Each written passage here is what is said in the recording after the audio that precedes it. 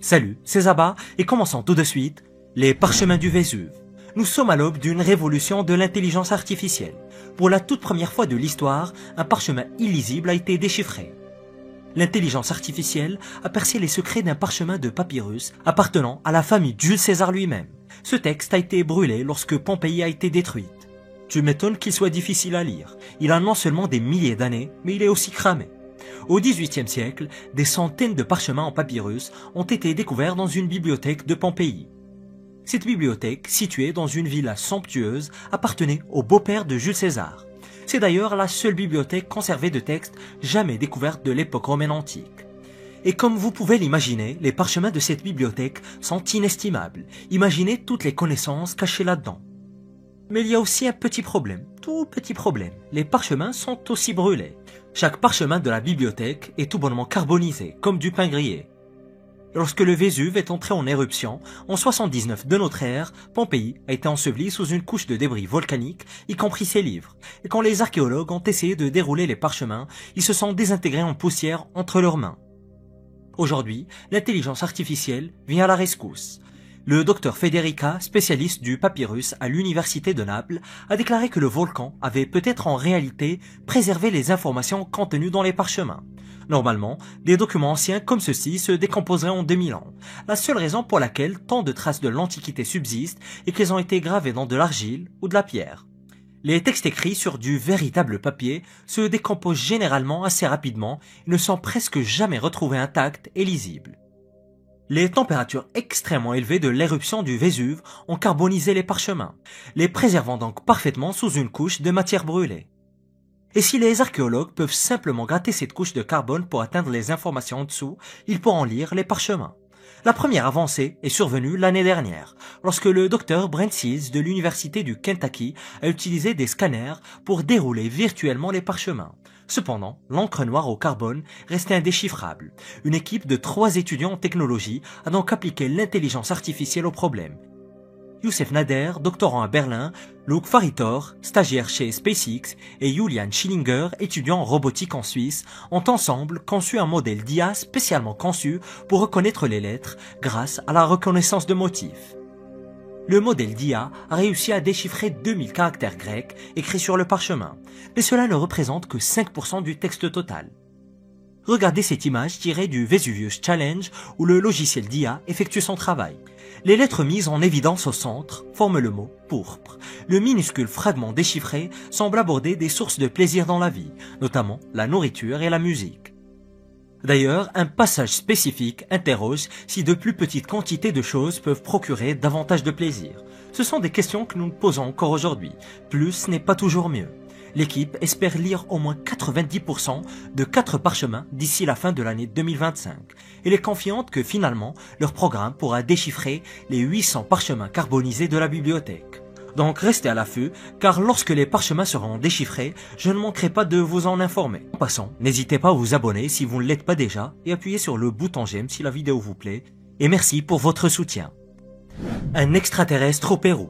Dans le désert péruvien, l'intelligence artificielle a découvert un extraterrestre. Et non, je ne plaisante pas, l'IA a véritablement trouvé un extraterrestre au Pérou. Mais ce n'est pas tout. Elle a aussi identifié une orque géante en train de décapiter un humain avec ce qui ressemble à un couteau de cuisine. Oui, vous ne rêvez pas. C'est peut-être la découverte la plus folle de l'année, non, de la décennie même.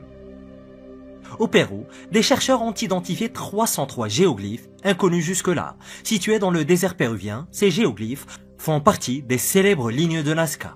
Il y en a désormais plus qu'on ne l'imaginait. Elles ont été créées par la civilisation Nazca il y a plus de 2000 ans. Des figures humanoïdes, des animaux domestiques, des oiseaux et des poissons ont tous été cartographiés grâce à des algorithmes d'apprentissage automatique. Ces immenses figures anthropomorphiques gravées dans le sol ont été trouvées en grande partie grâce à l'IA et aux drones. Sans ces technologies, les scientifiques seraient encore en train de fouiller les rochers à la main. L'équipe de recherche vient de l'université de Yamagata, au Japon. Et pendant une période de 6 mois, ces scientifiques japonais ont examiné 1139 emplacements grâce à un nouveau système d'IA nommé ResNet-Sequant. Un des collaborateurs du projet, le physicien Marcus Freytag, a expliqué que l'IA avait essentiellement éliminé 98% des images satellites inutiles. Imaginez un peu devoir chercher vos clés de voiture dans une boîte de foin. C'est ce que les humains faisaient avant. en passant au crible des milliers d'images ultra haute résolution.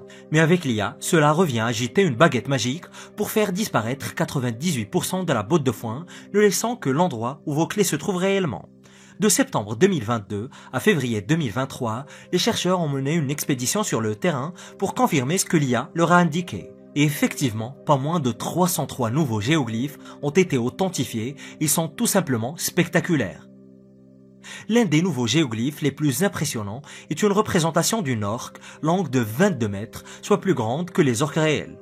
Et ce n'est même pas le plus fou. Selon les interprétations des chercheurs et même pas les miennes, l'orque tient un couteau et semble en train de couper une tête humaine. Oui, c'est bien vrai. Je n'ose même pas imaginer ce que cela pouvait symboliser. Pensez-vous que les Nazca vénéraient une sorte de dieu orque sanguinaire? Qui sait après tout? Les chercheurs ont également identifié des motifs représentant des plantes, des personnes et des animaux de la vie quotidienne, comme des serpents, des singes et des chats. Et la plupart de ces géoglyphes mesurent environ 9 mètres et se trouvent à proximité des anciens chemins. Et puis, il y a l'extraterrestre, ou devrais-je dire les extraterrestres. Les chercheurs ont découvert des représentations de figures humanoïdes qui ressemblent étrangement à des êtres venus d'une autre planète. On pourrait même dire qu'il n'y a presque rien d'humain dans leur apparence. La théorie est que ces géoglyphes étaient tracés à proximité de routes de pèlerinage menant à d'anciens temples. Cependant, il existe de nombreux géoglyphes et très peu de temples ont été découverts. Ces théories semblent logiques sur le papier. Mais en réalité, la civilisation Nazca a existé environ 1500 ans avant les Incas. Elle a dominé le désert péruvien autour de 200 avant l'ère commune et a couvert le paysage de glyphes aussi beau qu'intrigant. Mais le plus étrange, c'est qu'on ne peut voir ces glyphes que depuis le ciel.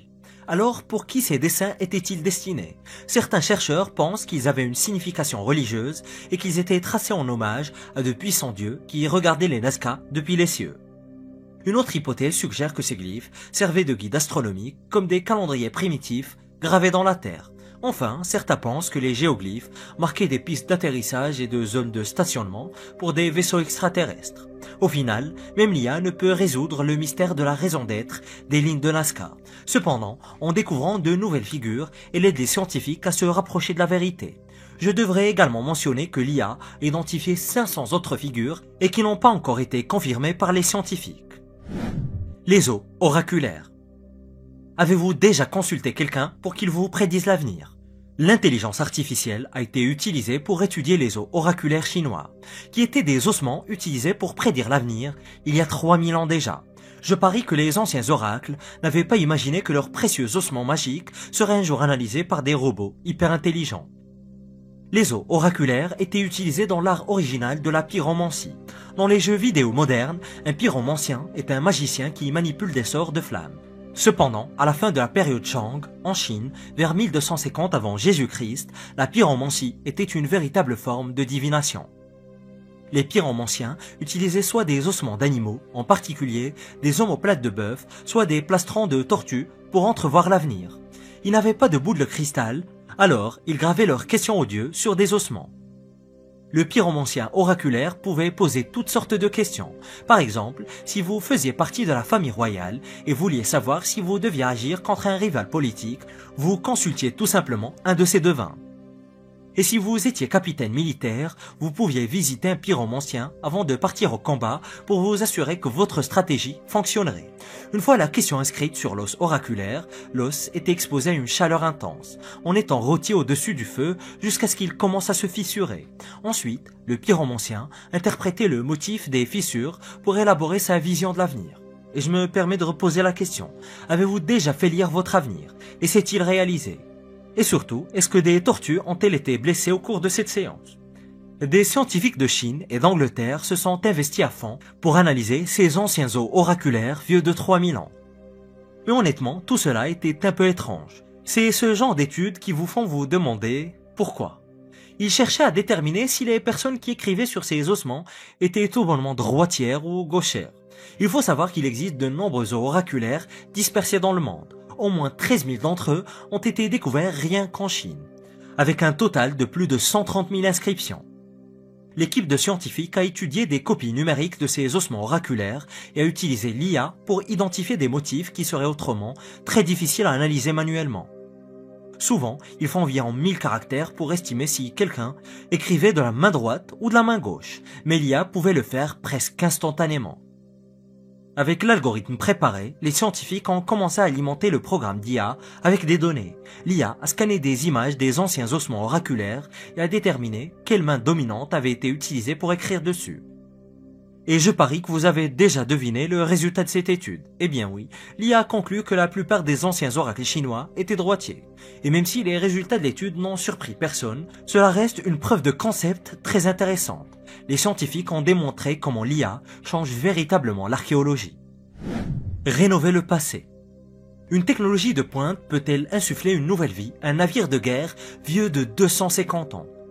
Le plus ancien navire de guerre encore en service au monde est préservé grâce à la technologie de l'IA. Ce navire est plus vieux que les États-Unis eux-mêmes. Ce n'est même pas une blague. C'est un musée flottant et on utilise l'IA pour le maintenir en parfait état. Et voici l'incroyable histoire du HMS Victory. Le HMS Victory est surtout connu pour le rôle qu'il a joué dans une bataille navale épique il y a plus de 200 ans.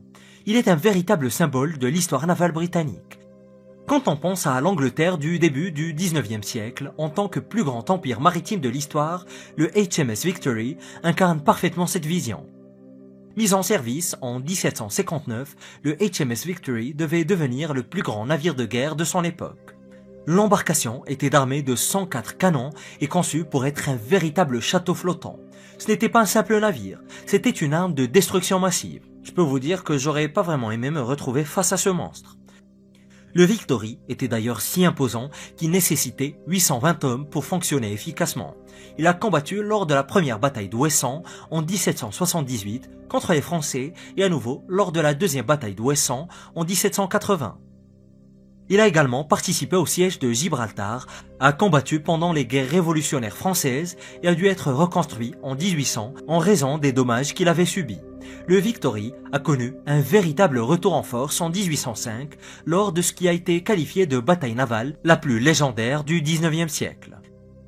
La célèbre bataille de Trafalgar opposait la marine royale britannique aux forces combinées des marines françaises et espagnoles.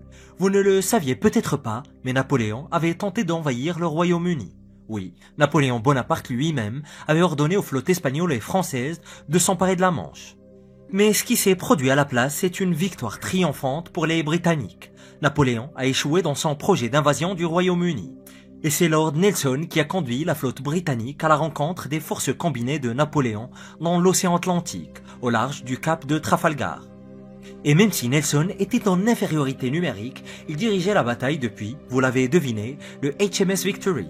Et bien que Nelson ait été touché peu après le début de la bataille par un mousquetaire français, il a tout de même mené les Britanniques à la victoire. Lord Nelson a refusé de mourir avant que la bataille ne soit gagnée. En 2024, le Victory a célébré 246 ans de service ininterrompu. Aujourd'hui, il est conservé dans le chantier naval historique de Portsmouth dans le cadre d'un programme de conservation visant à le maintenir en parfait état. Et des scientifiques de l'université de Southampton ont appliqué la technologie de l'IA à des milliers d'images prises du navire pour aider à préserver son histoire. Actuellement, le Victory subit des travaux de conservation, notamment le remplacement de certaines de ses pièces. Par exemple, des planches anciennes et en décomposition sont retirées et remplacées par de nouvelles. Ce type de travail de conservation se produit régulièrement, non seulement sur des navires de guerre légendaires, mais aussi sur d'autres trésors historiques. Les archéologues sont obsédés par l'idée de garder une trace minutieuse de chaque détail qui change lors des travaux de restauration. Auparavant, un archéologue devait décrire chaque objet changé, en consignant minutieusement chaque clou, écrou ou boulon.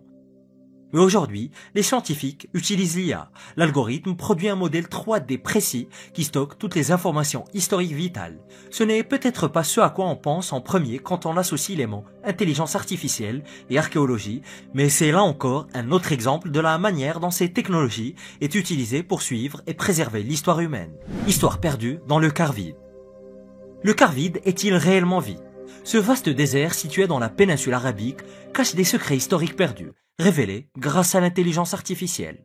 Aux confins d'un des déserts les plus inhospitaliers de notre planète, il s'avère que l'IA est bien meilleure que nos yeux afin de repérer des secrets enfouis sous le sable. Imaginez des vagues infinies de dunes de sable comme un océan figé s'étendant à perte de vue. Il y a des rochers partout et de gigantesques dunes couleur rouille qui ressemblent à des décors de films de science-fiction. Et devinez quoi? Très profondément, sous tout cela, il existe un monde perdu rempli d'histoires humaines qui n'attend qu'à être découvert. D'ailleurs, il n'y a pas si longtemps, il était presque impossible pour des archéologues de faire des prospections dans un tel désert. Mais tout cela est en train de changer avec les technologies modernes. Aujourd'hui, les archéologues combinent des études de terrain avec des images satellites en scannant des anomalies qui pourraient révéler des secrets enfouis. Les scientifiques peuvent désormais trouver des sites anciens sans quitter les écrans de leur ordinateur. Impressionnant, non? Cependant, le Kharvid ou le Rub al-Khali reste très difficile à sonder. Dans ce désert, Google Earth est pratiquement inutile. Les tempêtes de sable, les nuages de poussière et les motifs étranges des dunes compliquent énormément la détection de sites. Et c'est là qu'intervient l'intelligence artificielle, le héros du jour. Diana Francis, scientifique spécialisée en atmosphère, et son équipe ont créé un algorithme d'apprentissage automatique capable de lire des images satellites prises avec une technologie spéciale appelée radar à synthèse d'ouverture ou bien SAR pour faire court.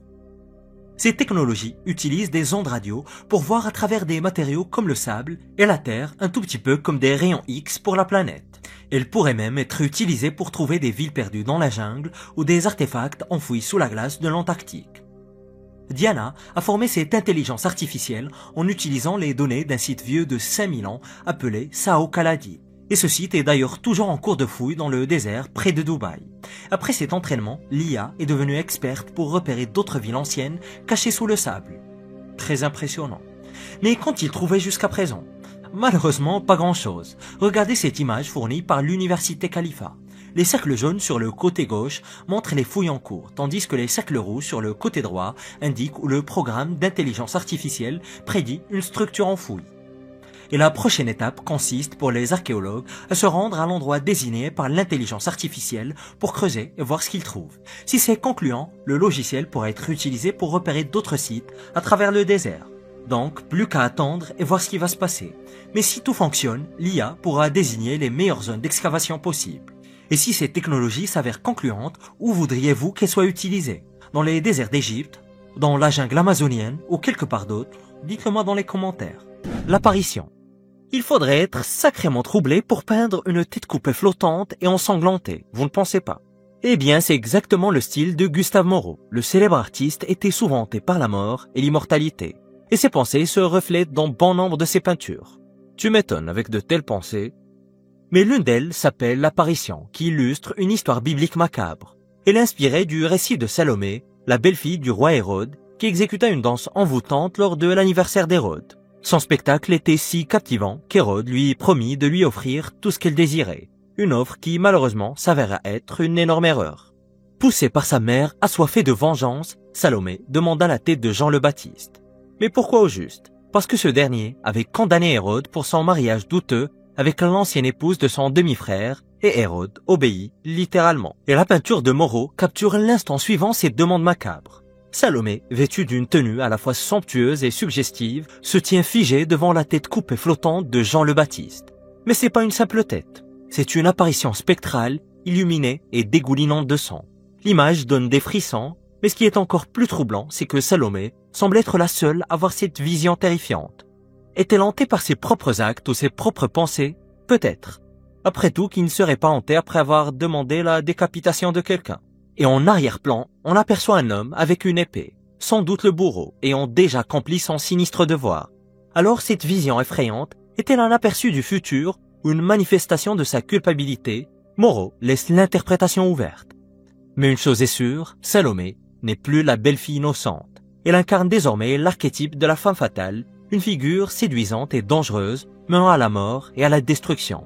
Avec ses couleurs vives et son sujet dramatique, L'Apparition est l'une des œuvres les plus célèbres de Moreau, illustrant son attrait pour les femmes à la beauté envoûtante et mortelle. L'histoire de Salomé, mêlant pouvoir, désir et violence, a fasciné les artistes pendant des siècles. Mais la version de Moreau y ajoute une touche encore plus inquiétante. Et si jamais vous avez envie d'admirer l'œuvre en personne, elle se trouve au musée d'Orsay. Leda et le cygne. Leda et le cygne de Léonard de Vinci est l'un des plus grands mystères non résolus du monde de l'art. Comme beaucoup de ses peintures, celle-ci semble être une interprétation du mythe grec de Zeus, se transformant en cygne pour séduire Leda, l'épouse du roi de Sparte. Mais puisque cette œuvre a disparu depuis des siècles, nous ne saurons peut-être jamais ce qu'elle représentait réellement. Attendez, elle est perdue? Oui, elle l'est. Commençons par le mythe. Zeus, roi des dieux, n'était pas vraiment connu pour respecter les règles. Il s'est transformé en cygne afin d'approcher Leda et disons-le franchement, ce qui s'est passé ensuite n'était pas vraiment consensuel. Pourtant, des artistes de différentes époques ont trouvé cette histoire fascinante, bien que chacun l'ait interprétée à sa manière. Michel-Ange voyait cet épisode comme une scène romantique, tandis que Léonard de Vinci, toujours un peu scientifique dans son approche, lui donnait une touche maternelle. Dans sa version, il inclut les jumeaux de Leda. Et bon, selon les différentes versions du mythe, elle aura soit une paire de jumeaux, soit deux paires de jumeaux. Mais c'est là que le mystère commence. La version de Vinci de Leda et le cygne a disparu, complètement. Mais alors, comment savons-nous qu'elle a existé? Plusieurs artistes ayant suivi Léonard ont réalisé des copies de son tableau, ce qui nous donne une bonne idée de son apparence. De plus, certains croquis préparatoires réalisés par Léonard lui-même ont survécu, nous montrant comment ses idées ont évolué au fil du temps. Au départ, il voulait représenter Leda assise, mais il a fini par la peindre debout, berçant son étrange partenaire à plumes, comme si de rien n'était. Mais la grande question demeure, où est passée la peinture? Pendant un temps, on pensait qu'elle avait été intégrée à la collection royale française au château de Fontainebleau. En 1625, un érudit nommé Cassiano dal Pozzo affirma l'avoir vue là-bas et la décrivit en détail. Il précisa même que la pauvre Leda était peinte sur 3 panneaux de bois qui commençaient déjà à se détériorer. Mais malgré cela, il fut particulièrement impressionné par la manière dont De Vinci a soigneusement peint le corps de Leda, notamment une certaine partie de son anatomie. Disons juste que YouTube n'apprécierait pas vraiment que j'utilise certains mots, ni que je montre certaines choses, mais vous voyez où je veux en venir. Et selon Dal Pozzo, cette partie du tableau était exécutée à la perfection. Apparemment, les historiens de l'art ne laissent passer aucun détail. Mais en 1962, l'œuvre avait disparu de la collection royale. Certains pensent qu'elle a été détruite par une personne la jugeant trop osée. D'autres se demandent si elle s'est simplement désintégrée avec le temps à cause de l'état du bois. La vérité, c'est que plus personne n'a vu ce tableau original depuis des siècles. Mais qu'en pensez-vous? Pourrait-il encore exister quelque part, caché sous les couches d'une autre peinture, ou bien accumule-t-il la poussière dans un coffre secret? Après tout, le Salvator Mundi, une autre œuvre d'art perdue de Léonard de Vinci, a refait surface dans les années 2000, après être resté caché pendant des siècles. Alors qui sait, un jour, Leda et le cygne pourraient bien faire une apparition surprise. Et jetez un petit coup d'œil dans votre grenier, au cas où, pour être sûr. Le baptême du Christ. Jésus est-il en partie extraterrestre? En tout cas, c'est l'interprétation que font certains d'une œuvre tout bonnement exceptionnelle. Il s'agit du tableau de Arte Helder, le baptême du Christ. Regardez bien cette peinture et dites-moi ce que vous en pensez dans les commentaires. Ce tableau n'est pas une représentation classique du célèbre épisode biblique. Bien sûr, on y voit Jésus agenouillé dans l'eau, Jean le Baptiste pratiquant le baptême et des spectateurs observant la scène. Rien d'inhabituel jusque-là. Mais ensuite, levez les yeux. Là-haut, un immense objet circulaire flotte dans le ciel, projetant des faisceaux de lumière sur Jésus et Jean. Mais de quoi s'agit-il au juste? Peint en 1710 par le maître hollandais Arte Helder, le baptême du Christ a suscité de nombreux débats et pour cause. Ce tableau, qui se trouve au Fitzwilliam Museum de l'université de Cambridge, montre ce que beaucoup considèrent comme un ovni avant l'heure. Étrange objet en forme de disque plane au-dessus de la scène, avec 4 faisceaux de lumière descendant directement sur le baptême. Au centre de l'objet, on distingue ce qui semble être une petite colombe, un symbole courant du Saint-Esprit dans l'art chrétien. Cependant, la colombe est presque invisible comparée à ce mystérieux disque volant. Alors, que voulait vraiment représenter le peintre? A-t-il prédit l'existence des ovnis ou s'est-il simplement amusé avec ses pinceaux? C'est ici que le mystère commence. D'ordinaire, dans les représentations du baptême du Christ, la lumière provient directement de la colombe, symbolisant la présence divine.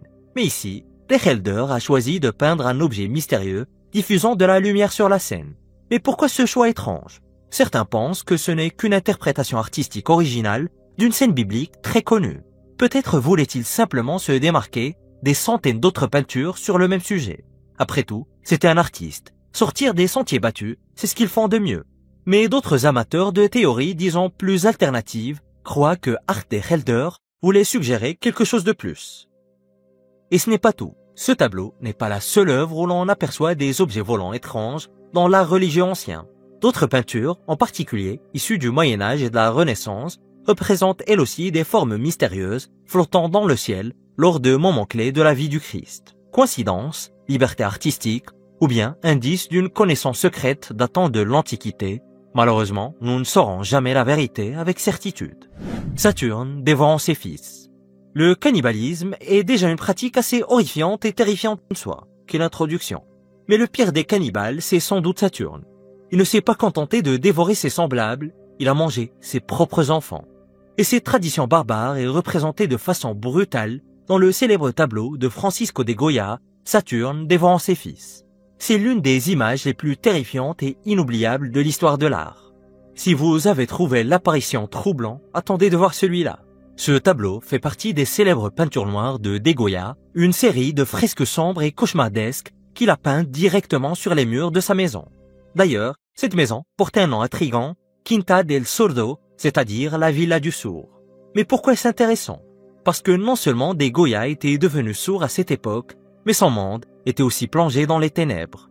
L'Espagne était en plein chaos, les guerres faisaient rage, et de Goya lui-même souffrait de dépression et de paranoïa. Le tableau illustre un ancien mythe romain, l'histoire du dieu Saturne. Selon une prophétie, l'un de ses enfants allait un jour le détrôner. Paniqué, Saturne prit une décision radicale. Il allait les dévorer, un par un. Pas d'assiette, pas de couvert, juste lui et ses pauvres enfants. À chaque naissance, il avalait son bébé sur le champ. Un vrai père modèle. Mais malheureusement, l'un de ses fils, Jupiter, a eu plus de chance. Sa mère, Rhea, trouvant la situation insupportable, le cacha. Et à la place, elle aurait donné à Saturne une simple pierre enveloppée dans un linge. Et apparemment, il n'a même pas remarqué la différence. Fin gourmet. Jupiter finit par grandir, et comme la prophétie l'avait prédit, il renversa son père. Il réussit même à libérer ses frères et sœurs du ventre de Saturne. La façon dont Goya représente cette scène est absolument terrifiante. Ce n'est pas un dieu majestueux et impassible que l'on voit ici. Et c'est très loin d'être une scène héroïque, non. Au contraire, de Goya transforme Saturne en un véritable monstre. Regardez ses yeux exorbités, pleins de terreur et de folie. Regardez ses mains crispées, serrant le cadavre avec une force démente. Son corps est émacié, couvert de poils sauvages, comme une bête primitive. Et surtout, regardez ce qu'il est en train de faire. Saturne ne se contente pas d'engloutir son enfant. Il le déchiquette, tenant ce qui reste du corps comme une vulgaire poupée de chiffon. Le sang dégouline de sa bouche. C'est une vision cauchemardesque, une scène de folie pure. Mais un détail a cependant intrigué les experts en art. L'enfant que Saturne est en train de dévorer ne ressemble pas vraiment à un bébé. En fait, il a un corps d'adulte. Et on dirait même une femme. Mais alors pourquoi? Pourquoi Goya a-t-il pas une fille adulte au lieu d'un nourrisson? Serait-ce une métaphore politique? Beaucoup pensent que Saturne représente l'État espagnol de l'époque, détruisant ses propres citoyens. D'autres pensent que cela pourrait faire référence à la Révolution française ou à Napoléon qui a bouleversé toute l'Europe. Ou alors était juste une vision des propres démons de Goya. Eh bien, c'est un mystère complet. Ce qui est sûr, c'est que Goya n'a jamais donné d'explication. De toute façon, ces peintures n'étaient pas destinées au public. Elles étaient juste pour lui, pour les murs de sa maison, pour ses propres cauchemars. Aujourd'hui pourtant, Saturne dévorant son fils est l'une des œuvres les plus célèbres de Goya. Elle nous laisse avec une terrible question. Goya peignait-il un simple mythe ou était-ce une vision de sa propre folie? Le jardin des délices. Admirer le jardin des délices de Jérôme Bosch est quelque part l'équivalent de prendre des drogues psychédéliques. C'est un voyage hallucinant à travers le plaisir, le péché et la punition. Imaginez un peu, un monde où des gens croquent dans d'énormes fraises, traînent dans des fontaines et se balancent sur des structures palatiales en forme de plantes gigantesques. Et ce n'est qu'un aperçu de ce que représente l'œuvre la plus célèbre de Jérôme Bosch. Et l'artiste ne s'est pas toujours appelé Bosch. Il est né vers 1450 aux Pays-Bas, sous le nom de Jeroen van Aken, et toute sa famille était dans l'art. Et bien que leurs œuvres d'art ne nous soient pas parvenues, Bosch a clairement repris le flambeau familial.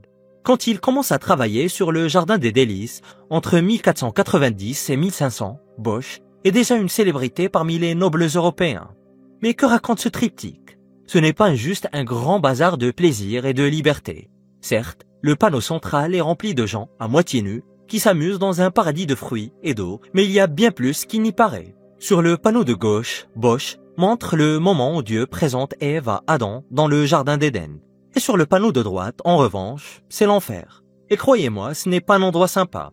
Ici, des gens sont torturés avec des instruments de musique, et il y a même un pauvre type qui a une partition musicale gravée sur ses fesses.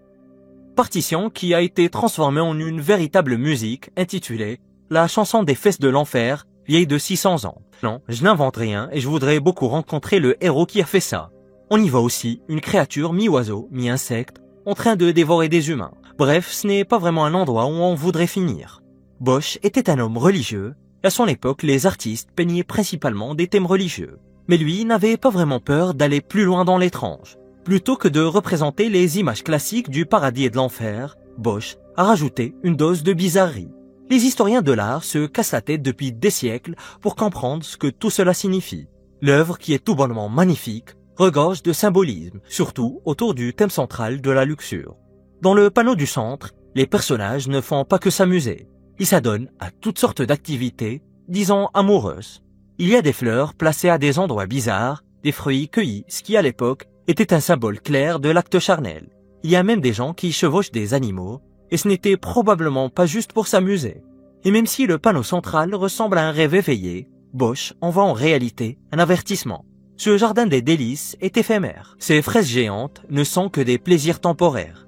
Et tout cela mène à quelque chose de bien pire. L'enfer terrifiant du panneau de droite. Les animaux, les fleurs et même les fontaines fissurées pointent vers une seule vérité. Les plaisirs terrestres sont amusants, mais ne durent pas. Le message de Bosch semble assez clair. Profite maintenant et tu le paieras plus tard. Et dans cette représentation de l'enfer, Bosch ne s'est pas retenu. Des personnages sont écrasés par des oreilles géantes, mangés par des monstres, ou encore piégés à l'intérieur d'un homme arbre. C'est un vrai film d'horreur médiéval, réalisé par Tim Burton, avec une touche d'humour noir. Et Bosch est loin de se limiter à la luxure. Il illustre aussi l'avidité, la vanité et la gourmandise. C'est un véritable buffet des pires péchés humains, et chacun reçoit sa punition. Par exemple, un homme pas très chanceux se retrouve écartelé sur une harpe et torturé pour avoir osé jouer de la musique profane. Et malgré son côté sombre, le Jardin des Délices est aussi conçu pour divertir. À l'époque, les spectateurs comprenaient le message d'avertissement. Mais ils devaient aussi adorer déchiffrer tous ces détails de fou et essayer de comprendre tout ce qui se passait dans ces toiles surréalistes. Ce tableau était un véritable sujet de conversation. Et les gens n'arrêtaient pas d'en parler, tout comme aujourd'hui d'ailleurs. Plus on observe l'œuvre, plus on découvre de détails cachés. Salut, c'est Zaba et commençons tout de suite. Le mystère de l'or. Le Salvator Mundi, le Sauveur du Monde, est une peinture qui a été attribuée à Léonard de Vinci entièrement ou partiellement. Réalisé entre 1499 et 1510, le tableau représente Jésus-Christ vêtu d'une robe bleue de la Renaissance, faisant le signe de croix d'une main et tenant un orbe de cristal transparent dans l'autre main. L'orbe est censé être une représentation du monde, la sphère céleste des cieux et de la terre. La représentation ferait allusion au rôle du Christ en tant que sauveur du monde, mais ce tableau, bien qu'il s'agisse d'un véritable chef-d'œuvre, a été l'un des plus controversés de toutes les œuvres de Léonard au cours des dernières années. Pour commencer, personne ne sait vraiment si c'est De Vinci seul qui a créé cette peinture à l'huile. Elle peut tout aussi bien provenir d'un atelier ou d'un élève de Léonard de Vinci. Cette peinture a une histoire longue et compliquée, et à l'heure actuelle, personne ne peut dire où elle se trouve. Après avoir disparu en Europe pendant presque 200 ans, elle a fait surface au Royaume-Uni en 1900, puis en 2005, elle est apparue dans un état déplorable aux États-Unis. Et la quête de l'authenticité de la peinture a été très longue, et suite à des recherches minutieuses, elle a été exposée à la National Gallery de Londres en 2011. Ensuite, en 2017, le tableau a été vendu pour 450 millions de dollars et a disparu. Il est maintenant caché quelque part en Arabie Saoudite sur ordre du prince héritier Mohammed bin Salman, le même bin Salman que la CIA a jugé responsable du meurtre du journaliste Khashoggi. Mais la question qui se pose dans le monde de l'art est de savoir où il l'a caché et pourquoi des informaticiens de l'Université de Californie ont récemment créé une copie virtuelle du tableau. Ces scientifiques pensent qu'avec cette copie virtuelle, ils ont résolu le mystère de l'identité du véritable peintre du Salvator Mundi. Le plus gros problème dans le tableau est que le globe dans la main du Christ ne réfracte pas la lumière de manière réaliste. Étant donné que Léonard de Vinci était un scientifique lui-même et qu'il privilégiait toujours le réalisme dans ses tableaux, il semble étrange qu'il ait choisi de l'ignorer dans ce cas précis. Cependant, en ayant recours à des outils informatiques sophistiqués pour simuler la lumière, des chercheurs ont découvert que l'orbe était très probablement creux. Si Léonard de Vinci avait imaginé que l'orbe était creux et fabriqué à partir de cristaux de roche, il n'aurait pas réfracté la lumière du tout, mais aurait été complètement translucide, comme c'est le cas dans le tableau. Le Saint Graal. Accroché au mur de l'église Santa Maria della Grazia à Milan se trouve un tableau intitulé La Scène. Une œuvre véritablement monumentale achevée par Léonard de Vinci en 1498. Le tableau montre le tout dernier repas que Jésus a pris avec ses 12 disciples ou bien 12 apôtres. Cette scène est un instantané de la réaction à la table quelques instants après que Jésus ait annoncé que quelqu'un allait le trahir avant le lever du soleil. Mais ce n'est pas seulement la nature religieuse du tableau qui l'a rendu célèbre. C'est la façon dont Léonard de Vinci a maîtrisé le mouvement de la perspective et surtout l'émotion humaine qui en a fait un succès instantané il y a plusieurs siècles. De nos jours, la scène fait l'objet de plus de théories que toute autre œuvre d'art. D'ailleurs, Léonard de Vinci lui-même a plus de secrets dans son œuvre que la plupart des autres artistes de la Renaissance. Certains pensent que la scène contient un message codé expliquant où se trouve le mystérieux Graal. Et vous le savez probablement déjà, mais il s'agit du même calice que celui dans lequel Jésus a bu lors du dernier repas et qui a été utilisé par Joseph d'Arimathie pour recueillir son sang lors de la crucifixion. Pour certains, de Vinci était censé être membre d'une organisation hautement secrète appelée le Prieuré de Sion, et il aurait disposé d'informations secrètes sur l'emplacement du Graal. Et bien qu'il n'ait pu le dire verbalement à personne, il aurait pu laisser un message codé dans ses œuvres d'art pour indiquer la bonne direction aux observateurs au regard perçant. Et même si, pour être honnête, personne n'a jamais trouvé le prétendu message codé dans le tableau, nous ne savons même pas si un tel message existe vraiment. Le bébé secret. Il existe des rumeurs selon lesquelles, sur le tableau de la scène, Marie-Madeleine est la personne assise à la droite du Christ. Il est également dit que 2 sièges plus loin se trouve un bébé déguisé. En poussant ces théories encore plus loin, certains disent que Marie-Madeleine se place comme une pièce de puzzle sur l'épaule de Jésus, comme si elle reposait sa tête sur son épaule pour le réconforter. Il est également dit que l'hypothétique bébé s'insère parfaitement entre eux. Vous pouvez voir où je veux en venir, mais suivez-moi un instant. Pour les personnes soutenant ces théories marginales, cela suggérerait que Jésus et Marie-Madeleine ont conçu un enfant en secret avant la crucifixion. Ou du moins, ce serait la suggestion si Léonard de Vinci avait vraiment dessiné le dernier repas avec Marie-Madeleine et un bébé secret en tête. Mais quel est donc le fondement de cette rumeur ?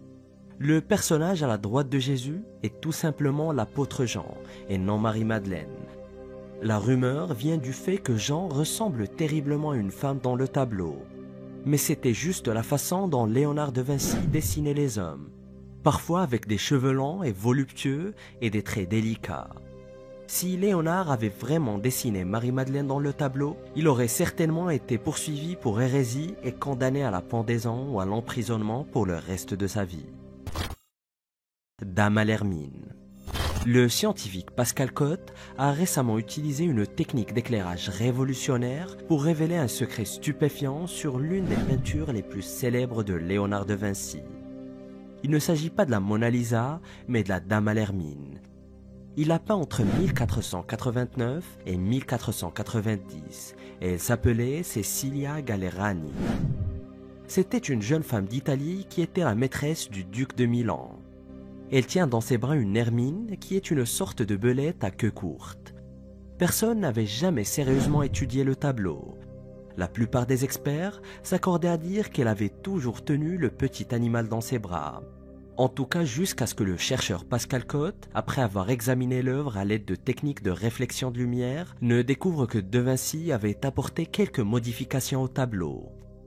Dans la première version du tableau, il n'y avait pas du tout d'hermine, et dans la deuxième version, il avait changé la robe de la dame. Ces secrets ne sont pas révolutionnaires, ils ne révèlent rien de bien choquant.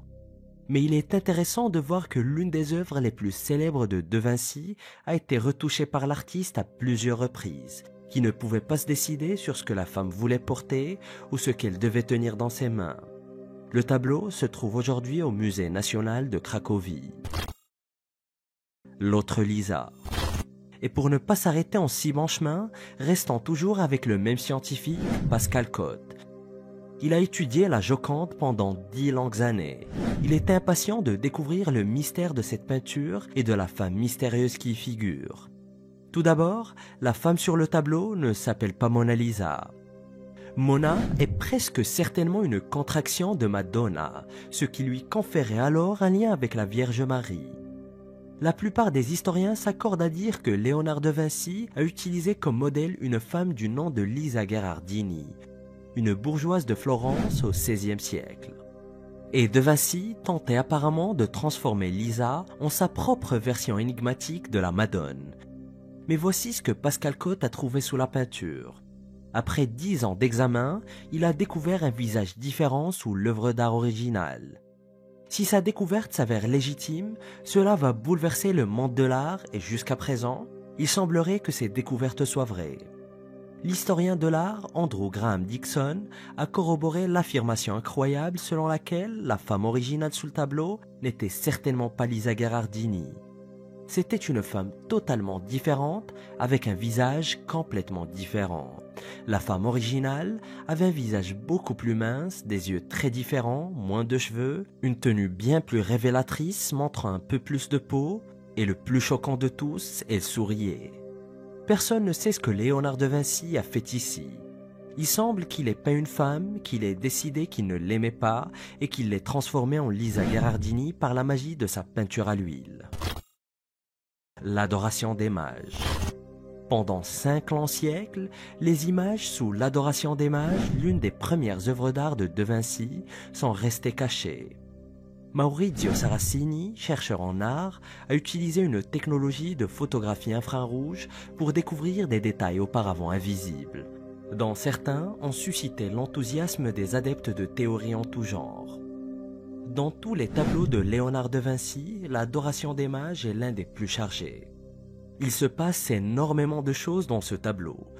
Des personnages au visage en passant par les bâtiments, les plantes et le feuillage en arrière-plan et même des abeilles.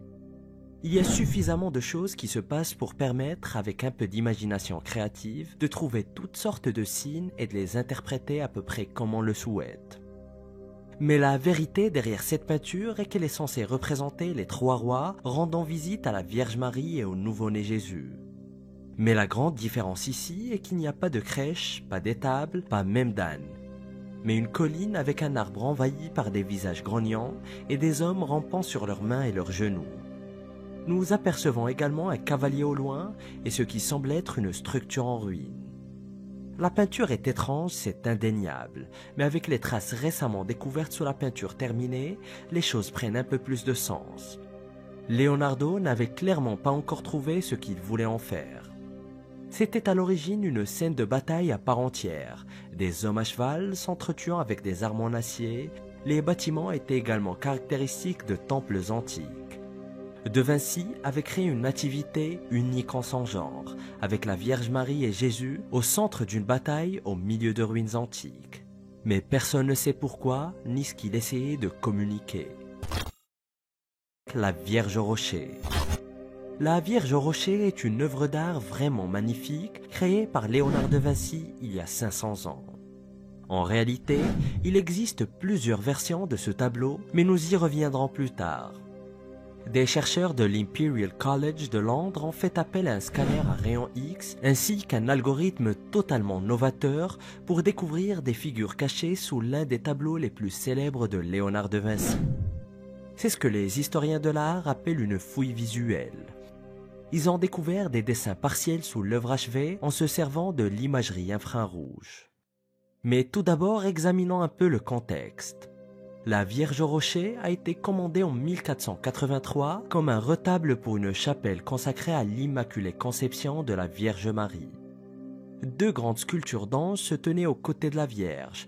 Le tableau de Vinci était placé directement sous la sculpture. Il existe encore aujourd'hui 2 versions du même tableau. La première est la version originale et se trouve au musée du Louvre. La deuxième version, qui se trouve à la National Gallery de Londres, a également été réalisée par Léonard de Vinci. Elle montre la même scène, mais avec des teintes légèrement différentes et un ton plus sombre. Les deux tableaux mesurent plus d'1,80 m et ont été peints à l'origine sur 2 panneaux de bois. Les croquis cachés sous la version londonienne montrent une version totalement différente du tableau. On y voit la Vierge debout dans une posture différente, ainsi que de nombreux anges chantonnant autour de l'enfant Jésus. Il semblerait que pour la deuxième version du même tableau, Léonard ait envisagé de prendre une toute autre direction avant de se raviser. Était-il dyslexique? Cela fait plus de 500 ans que Léonard de Vinci est mort, et à ce jour, il est considéré comme l'un des plus grands inventeurs et artistes de génie de l'histoire de l'humanité. Selon le docteur Salvatore Magnone, chercheur à l'université Thomas Jefferson, de Vinci devait en partie ses capacités artistiques à la dyslexie. Environ 20% des habitants de la planète souffrent de dyslexie. Contrairement à la croyance populaire, la dyslexie n'affecte pas l'intelligence, mais plutôt les troubles d'apprentissage, surtout en ce qui concerne la lecture, l'écriture et l'orthographe. Des études scientifiques récentes ont montré que les personnes atteintes de dyslexie sont souvent plus créatives que les autres. Pas dans tous les cas, mais il est assez fréquent que les personnes dyslexiques soient extraordinairement créatives. Et grâce à tous les documents relatifs à Léonard de Vinci, nous savons qu'il n'était pas très doué à l'école, qu'il était mauvais en orthographe, qu'il avait au moins 9 façons différentes d'écrire un mot et qu'il n'arrivait pas à trouver les bonnes lettres. Les chercheurs pensent qu'il était presque certainement dyslexique et que cela a contribué à alimenter son génie créatif. L'Annonciation. L'Annonciation a été achevée par Léonard de Vinci en 1476. La peinture montre la Vierge Marie visitée par l'archange Gabriel. Et comme vous le savez déjà, un très grand nombre des plus grandes œuvres d'art de Léonard de Vinci ont un rapport avec la Vierge Marie. Et dans ce cas précis, elle est assise dans un jardin à l'extérieur d'un palais de la Renaissance lorsque Gabriel apparaît pour dire à Marie qu'elle va bientôt porter un fils et qu'il sera le Fils de Dieu. L'Annonciation était l'événement biblique préféré des artistes de la Renaissance. Chaque petit détail du tableau a un rapport avec l'histoire. Par exemple, le jardin est clairement en fleurs, ce qui suggère la saison du printemps. Et au XVe siècle, les gens croyaient que l'Annonciation était le moment exact où Dieu avait fécondé la Vierge Marie, 9 mois avant la nativité en hiver. Et le dernier secret de la peinture est un simple rayon de lumière qui illumine le visage de Marie en touchant sa main levée. Ce minuscule détail, presque invisible, est le plus important de toute la peinture. Le rayon de lumière est censé être le Saint-Esprit lui-même touchant la chair de Marie. Il représente le moment même où le Christ est amené dans ce monde. Message apocalyptique. Une affirmation extravagante a été faite selon laquelle Léonard de Vinci aurait laissé dans son tableau, la scène, un message secret concernant la fin du monde. De Vinci aurait pris soin de souligner l'importance du chiffre 3. Il y a 3 fenêtres et 4 groupes de 3 apôtres. Selon la chercheuse Sabrina Sforza Galizia du Vatican, ces chiffres sont liés à une prédiction secrète d'un déluge mondial qui se produira le 21 mars de l'an 4006. Il nous reste donc un peu de temps. Sabrina affirmait qu'en étudiant la fenêtre en demi-lune au-dessus de la figure du Christ, ainsi qu'en ajoutant la collection de 3 et en faisant une folle gymnastique mathématique, elle aurait soi-disant découvert la date de la destruction de l'humanité. Sabrina croit également que Léonard de Vinci a une vision de la fin des temps et qu'elle aura lieu dans 2000 ans. Enfin, c'est ce qu'elle pense. Requiem caché.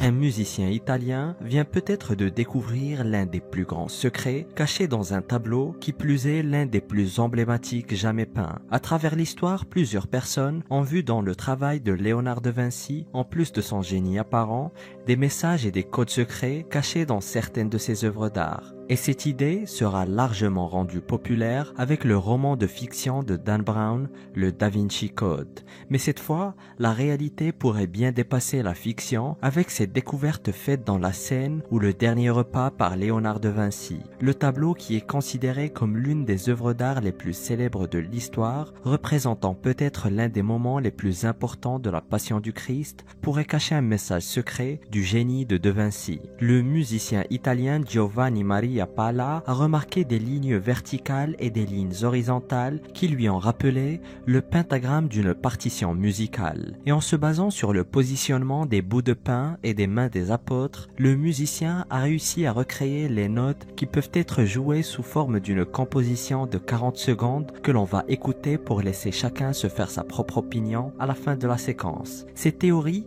est d'autant plus plausible quand on sait que parmi les nombreux talents de Vinci, il était aussi musicien. Il a d'ailleurs servi les célèbres Médicis pendant plusieurs années comme musicien en jouant de la lyre mais aussi de l'orgue. Et coïncidence intéressante, l'église où il a peint la scène contient justement un orgue. Autre détail intéressant, quand le musicien italien a réussi à reconstituer la composition, les notes n'avaient aucun sens, jusqu'à ce qu'il les joue de droite à gauche. Une autre particularité du style de composition de Vinci. Je vous laisse entendre une partie de la composition et dites-moi ce que vous en pensez en commentaire. Composition cachée ou simple hasard?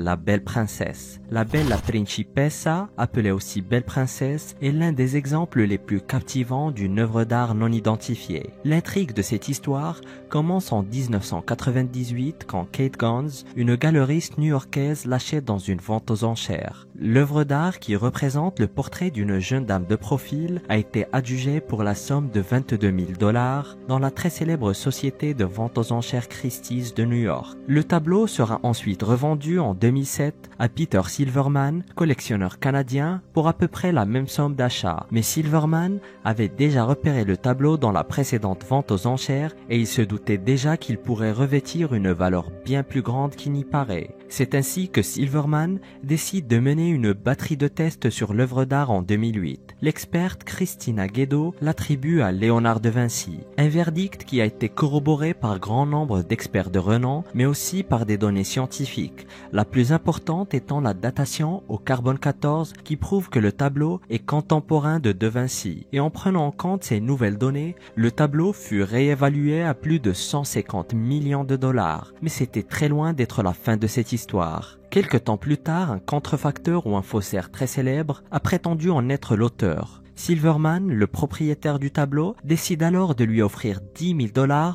afin de recréer le tableau pour pouvoir prouver ses allégations, chose qu'il refusera toujours. Mais l'attribution du tableau à Léonard de Vinci est loin d'être partagée par tous les experts, puisqu'en 1998, certains experts l'ont attribué à un artiste allemand du XIVe siècle, un peintre connu pour s'être largement inspiré, pour ne pas dire copié, l'école italienne. Mais là encore, un expert canadien, Paul Biro, relève une empreinte sur le tableau qu'il décrit comme étant très comparable à une autre empreinte sur le Saint-Jérôme de Vinci qui est inachevée au Vatican. Mais plus tard, une enquête du New Yorker va remettre en question les allégations de l'expert canadien qui démontre son passé de falsificateur, ce qui remet en question la véracité de cette preuve. Mais encore une fois, les experts s'accordent à dire que l'œuvre est très clairement attribuable à un gaucher, une particularité très rare chez les artistes de la Renaissance. Mais là encore, les cils de la jeune fille sont représentés, ce qui serait une première dans un tableau de Léonard de Vinci.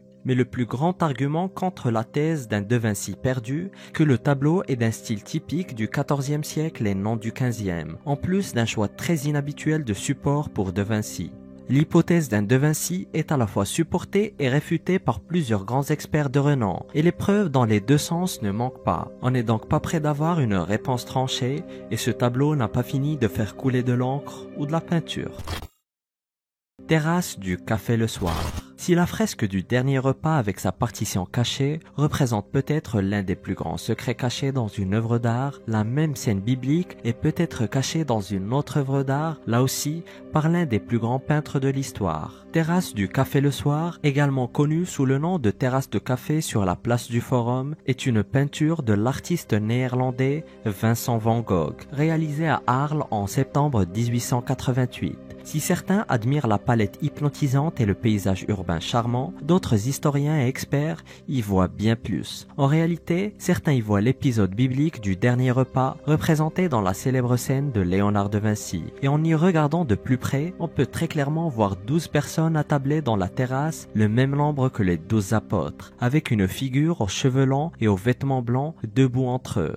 Van Gogh était très religieux et était connu pour sa piété. D'ailleurs, il a réalisé beaucoup de peintures religieuses qui étaient beaucoup moins connues. Van Gogh a même voulu devenir pasteur protestant comme son père et son grand-père avant lui, mais il échoue dans cette vocation et il demande alors à son frère Théo: « Comment puis-je être utile au monde? Ne puis-je pas servir quelque chose et être utile? Alors, qu'est-ce que vous en pensez? Message caché ou simple coïncidence ?»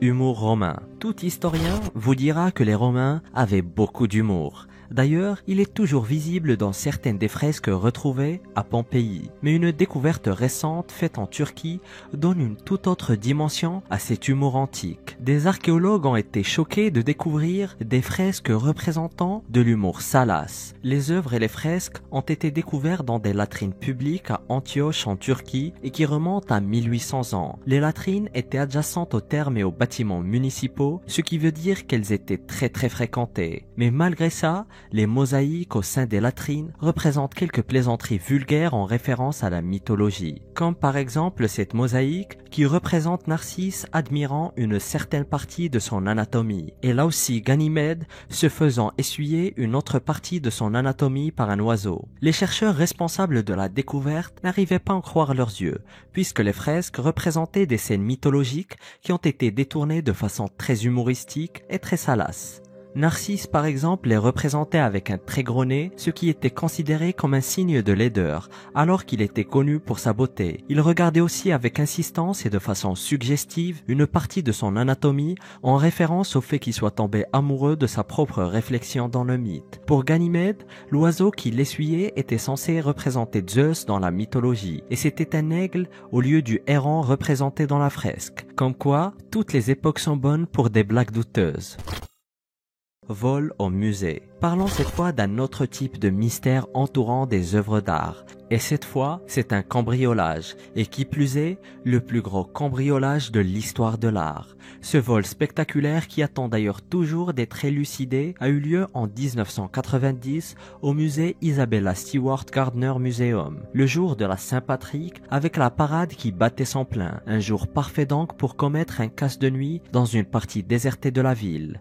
Deux hommes en uniforme de policiers sonnent à la porte du musée Isabella Stewart Gardner et y pénètrent sans encombre après que l'agent de sécurité leur a ouvert. Et sous ces apparences de paisible musée de province, derrière une austère façade, le musée recèle les trésors accumulés par sa créatrice dont il porte le nom et qui était collectionneuse d'art décédée dans les années 20. Au total, 13 tableaux manquent à l'appel. Parmi les œuvres historiques dérobées, le Christ dans la tempête sur la mer de Galilée, seul paysage maritime de Rembrandt, son portrait d'une dame et d'un gentilhomme en noir, le cancer de Vermeer, paysage avec un obélisque de Govert-Flinck et enfin une huile sur toile d'Édouard Manet et un gobelet chinois ancien.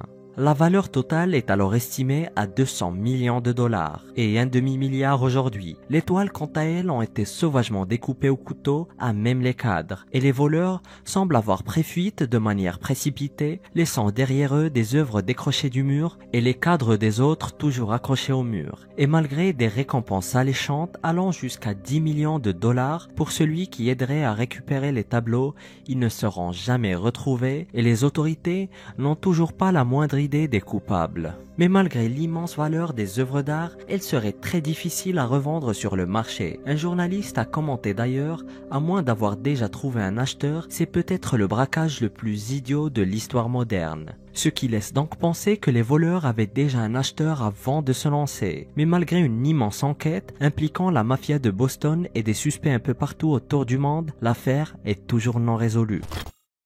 La bataille d'Anghiari. Vous l'aurez compris à ce point, Léonard de Vinci est lié à énormément de mystères dans le monde de l'art, mais celui-là est un peu particulier. La bataille d'Anghiari est une peinture murale peinte par Léonard de Vinci sur le mur est de la salle du Grand Conseil du Palazzo Vecchio de Florence. Sauf que si vous pensez avoir déjà vu ce tableau, eh bien détrompez-vous, puisqu'il n'en existe que des copies. L'original a été perdu parce que Léonard de Vinci a utilisé un procédé expérimental appelé l'encaustique, qui consiste en des couleurs délayées dans de la cire d'abeille. Mais la fresque s'est très vite dégradée et en 1563, Vasari, chargé de la rénovation du Palazzo Vecchio, peignit de nouvelles scènes de bataille sur les murs de la salle, afin de recouvrir la peinture en mauvais état. Mais la fascination pour l'œuvre accidentée ne s'est pas démentie après sa destruction. Elle ne s'est que renforcée et plusieurs tentatives de reconstruction littéraire ou graphique ont été menées. Et plusieurs amateurs et experts ont entretenu l'idée que l'œuvre d'art existait toujours, cachée sous les nouvelles fresques. Et en 1975, une véritable enquête est menée pour essayer de retrouver l'œuvre originale du maître italien.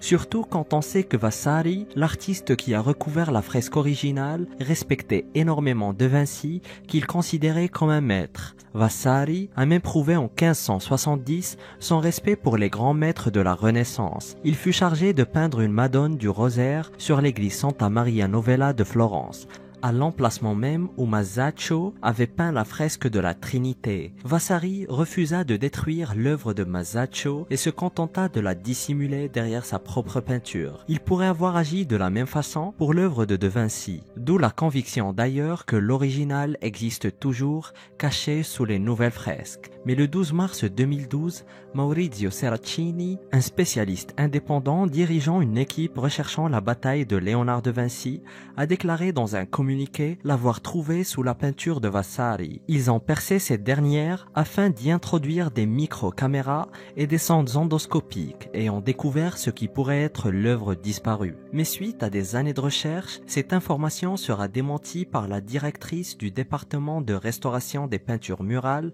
de l'Opificio delle Pietre Dure à Florence et assure même qu'il n'y a pas de bataille d'Anghiari sous la peinture de Vasari au Palazzo Vecchio.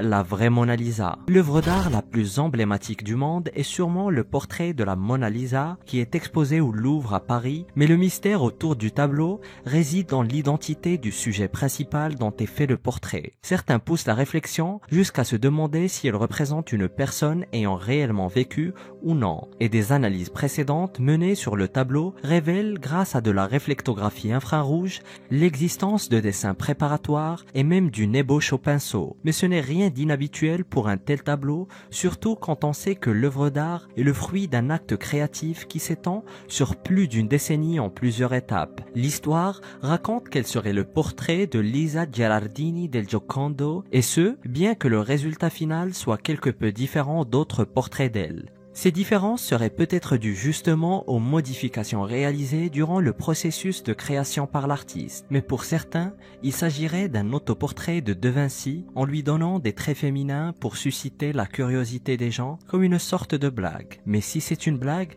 elle est certainement très élaborée, avec son sourire et son regard inaltérables. Mais cette théorie est très largement réfutée, puisque plusieurs éléments semblent prouver que la Mona Lisa était bel et bien une femme et qu'elle était enceinte en plus. L'ensemble de l'habit de la Mona Lisa est totalement enveloppé d'un guarnello, voile de gaze fin et transparent, normalement porté à l'époque par les femmes enceintes ou venant juste d'accoucher, en plus de ses mains qui recouvrent son ventre. Détail qui rajoute encore plus à la légende et au mystère de l'œuvre d'art la plus connue au monde. et Dieu créa l'homme. L'une des œuvres d'art les plus impressionnantes et les plus fascinantes du monde se trouve sur le plafond de la chapelle Sixtine dans le Vatican. L'œuvre d'art impressionnante du peintre italien Michel-Ange représente 9 scènes bibliques tirées du livre de la Genèse. Et pour certains, Michel-Ange aurait caché un détail secret dans son travail et qui était en même temps un petit pied de nez à l'église, plus précisément dans la scène de la création d'Adam. Dans la représentation de Dieu flottant dans le ciel, entouré par des personnages angéliques, ils sont entourés par une sorte de cape très fluide agitée par le vent. Et c'est dans cette cape que les gens ont vu la forme d'un cerveau. La fresque qui est censée représenter le texte biblique qui dit « Dieu créa l'homme à son image, à l'image de Dieu, il le créa », avec l'index de Dieu rejoignant celui d'Adam sans le toucher, donnant ainsi vie à l'homme. Mais certains voient dans le cerveau le message caché que le plus grand don de Dieu à l'humanité est celui de la réflexion et de la science. Surtout quand on sait que Michel-Ange était féru d'anatomie et qu'il a même mené des dissections en cachette. Une pratique strictement interdite par l'Église à l'époque et d'ailleurs par toutes les religions. Alors était-ce une façon de protester contre les convictions des autorités religieuses de l'époque et ainsi immortaliser ces convictions, ou ce n'est qu'un simple hasard? Et voici les découvertes archéologiques les plus choquantes faites récemment. Découvrez-les en cliquant sur cette vidéo.